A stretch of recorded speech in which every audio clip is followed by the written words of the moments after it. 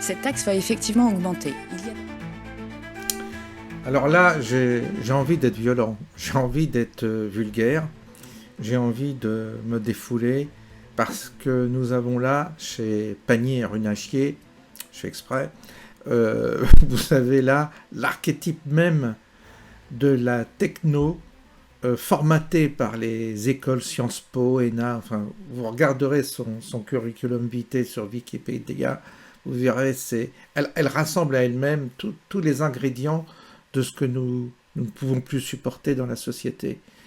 Et une arrogance, une intolérance, un sectarisme, et ça se veut écolo de gauche avec le pompon, et vous verrez en fin de vidéo, une vidéo que j'avais déjà faite sur ces liens familiaux avec les hydrocarbures, puisque figurez-vous que son père avait une société dans les hydrocarbures, enfin tout au moins une société liée aux hydrocarbures, donc l'exploitation du pétrole. Et ses enfants, pour qu'elle, en tant qu'écolo, transition écologique, n'apparaisse pas et que ça n'apparaisse pas dans son patrimoine, elle a fait passer la donation. Je pense que c'est une donation, mais vous verrez, il y a j'avais fait une vidéo sur le sujet. En gros, il y a eu un transfert de fonds qui a été fait directement à ses enfants, qu'elle gère elle-même parce qu'ils sont mineurs, donc elle a la signature pour gérer des fonds qui sont liés à une société d'hydrocarbures. Un truc faramineux, énorme. Et là, elle la ramène. Ces gens-là la ramènent. Mais jusqu'à quand on va supporter ça? Jusqu'à quand? Avec une arrogance, c'est elle qui n'a pas voulu serrer la main à un petit député du Rassemblement National. J'ai les photos, on va regarder ça ensemble. Alors là, déjà, sur le malus, vous allez voir sur le malus ce qu'elle nous dit. Elle veut dézinguer l'industrie automobile avec des prétextes. Si vous achetez une voiture qui consomme trop, s'il y a des inondations, ça sera de votre faute.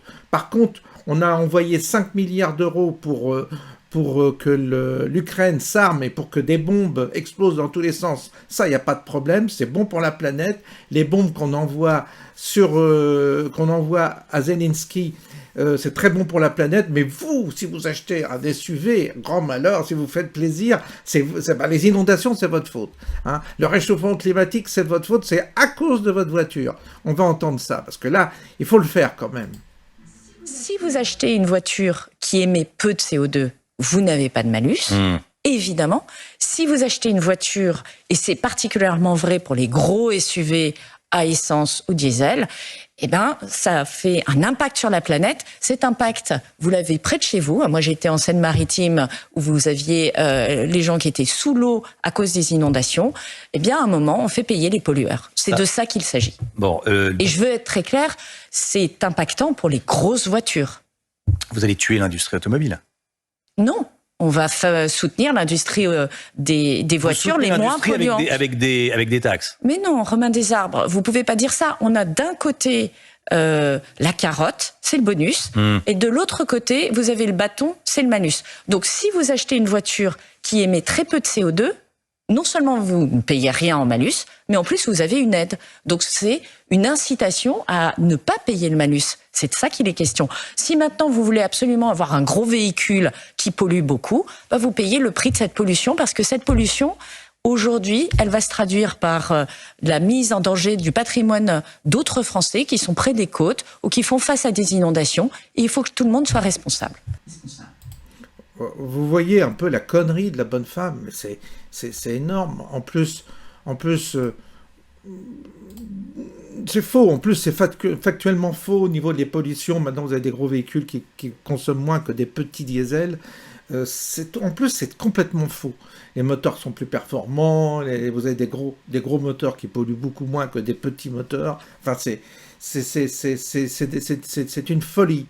C'est de la démagogie, c'est du mensonge, c'est de la manipulation. Et il y en a encore pour entendre la connerie de ces gens, mais c'est faramineux.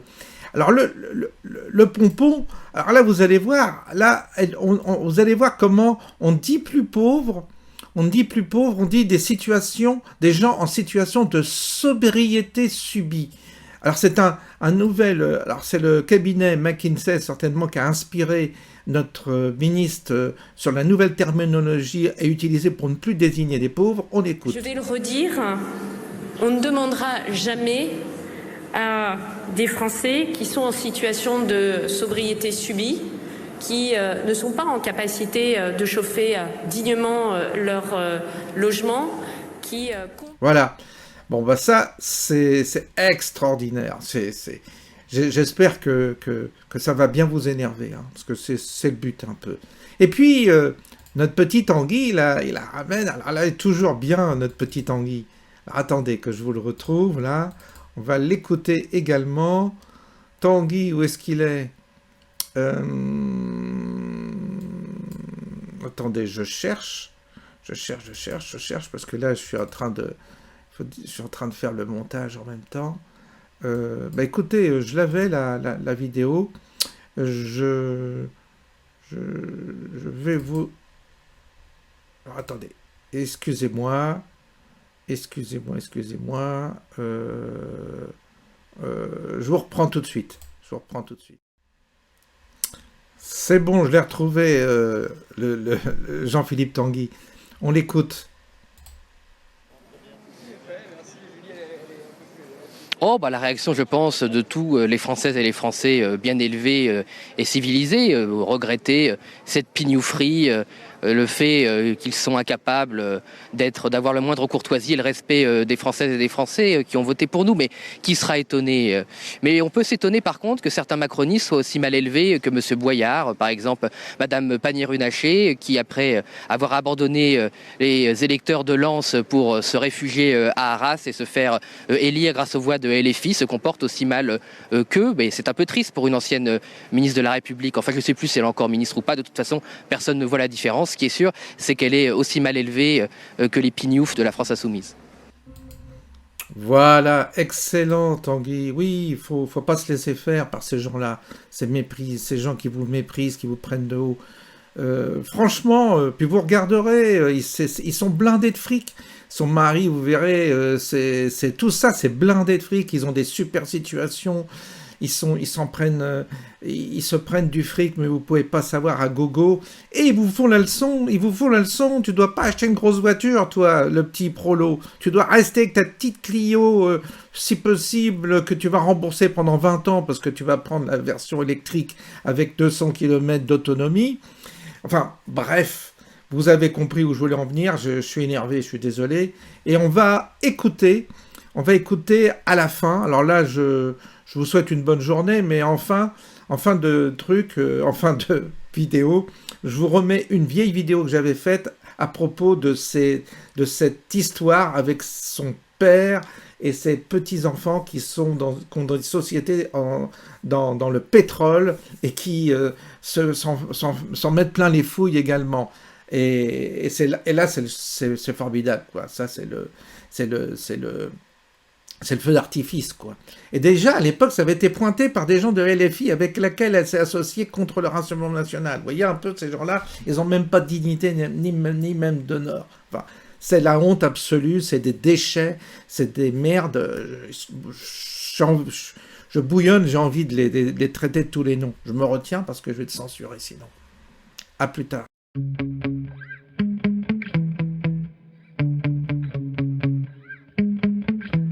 Yeah. Sometimes I get so mad, there's no controlling me. My thoughts get so bad, I'm like, I might grab a bat, I don't know. My wrath, my blood boils over like, oh God, here goes. I lost all feeling from my head to my toes. You said some shit that I can't let go, so just stay tuned for the rest of the show. So have you ever felt betrayed? Switches how you see things, realize something needs change. Au ministère de l'économie, lorsque vous fermez des commerçants, c'est la pire décision que vous pouvez prendre en termes de... ce que nous faisons tous les jours sur le terrain pour accompagner les entreprises. C'est une décision que nous prenons en responsabilité. C'est une décision que nous prenons dans un contexte sanitaire où l'on sait que si on laisse continuer ce virus de circuler, c'est des centaines de milliers de morts. C'est des conséquences. D'accord, mais il ne circule pas dans les grandes enseignes, donc le virus.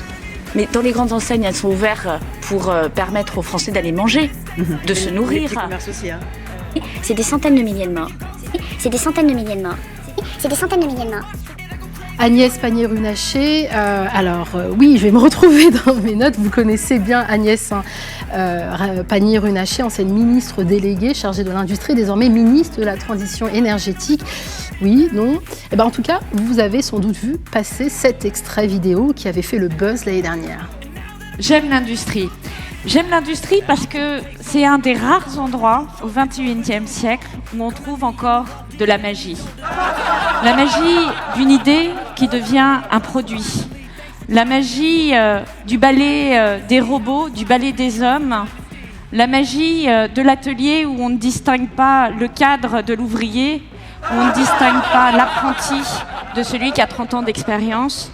On ne distingue pas celui qui est né en France il y a 40 ans et celui qui est arrivé par l'accident d'une vie il y a quelques jours. On pourra désormais demander à Agnès Pannier-Runacher quelle formule magique permet d'effacer certaines informations pourtant essentielles de ces déclarations d'intérêt et de patrimoine. En effet, nos confrères et consoeurs du média d'investigation Disclose viennent de publier une enquête qui contient des révélations particulièrement troublantes. Son titre « Pétrole et paradis fiscaux, les intérêts cachés de la ministre de la Transition énergétique », c'est un titre à la Dallas pratiquement. Il est question dans cette belle pièce de journalisme de Perenco, numéro 2 de pétrole en France, mais aussi de paradis fiscaux. Pour en parler, je reçois ma consoeur Leïla Minano, co-autrice de cette enquête. Bonjour Leïla Minano. Bonjour. Merci d'avoir accepté notre invitation. Alors au départ de cette enquête, dont tu es, je me permets le tutoiement ? Bien sûr. Dont tu es une des autrices, des informations qui ne figurent pas dans la déclaration d'Agnès Pannier-Runacher à la haute autorité des transparences de la vie politique, alors qu'elles auraient dû y être tout de même. Quelles sont ces informations ? Alors en fait, tout part, cette enquête, en fait, elle commence parce qu'on se rend compte, à l'occasion d'une enquête donc, plus globale sur la pétrolière Perenco, donc Disclose et Investigate Europe mènent depuis plusieurs mois, que le père de la ministre a publié des documents d'enregistrement qui expliquent que une société qui s'appelle Arjunem a été créée au profit de ses petits-enfants, et qu'au profit de ses petits-enfants, donc qui sont tous mineurs, c'est la ministre qui signe pour eux. Donc du coup, tout commence à ce moment-là. Et on regarde, on se rend compte que cette société, c'est 1,2 million d'euros tout de même, que ce n'est pas de l'argent cash qui est donné, mais c'est de l'argent en investissement dans des fonds spéculatifs. Et donc du coup, ce qu'on va regarder tout de suite, c'est si la ministre a déclaré, comme elle en a l'obligation, ses intérêts à l'autorité de la transparence et de la vie publique. Il se trouve que comme ce n'est pas des intérêts directs, légalement, elle n'a pas cette obligation de les déclarer.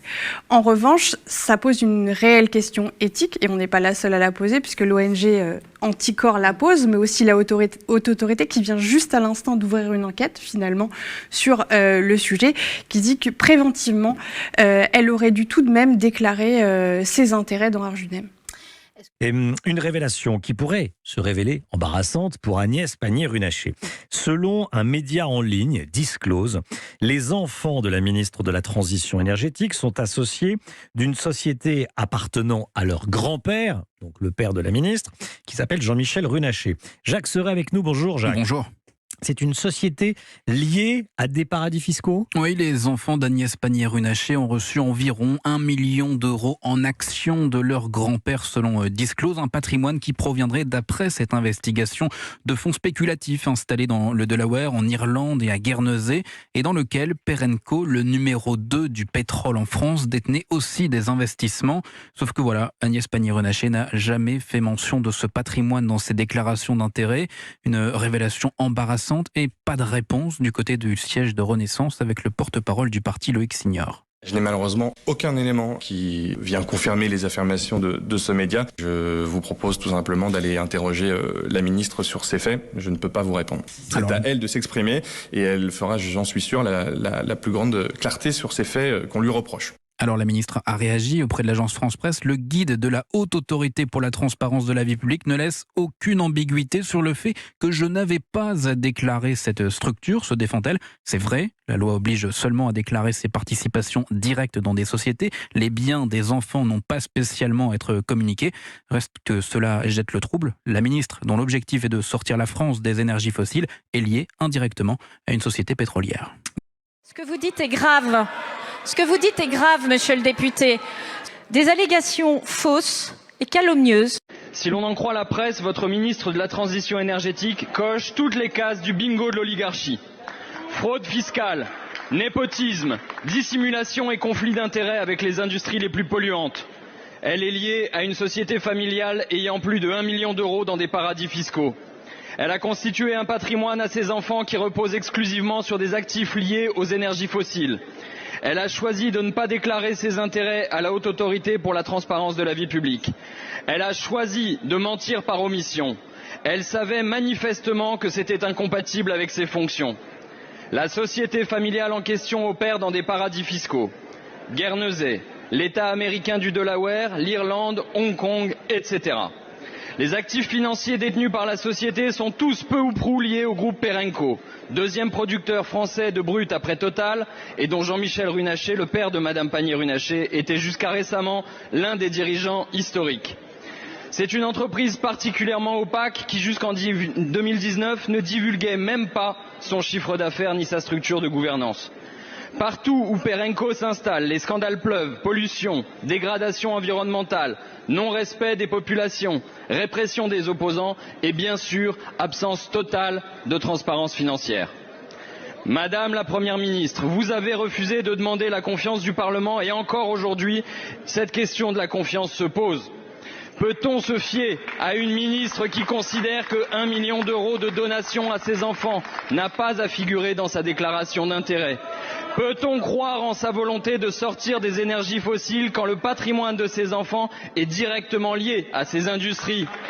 Peut-on se fier à une ministre qui constitue pour ses enfants un patrimoine avec des actifs domiciliés dans des paradis fiscaux ? Et vous-même, Madame la Première ministre, pouvez-vous continuer à faire confiance à Madame Pannier-Runacher ? Je vous remercie.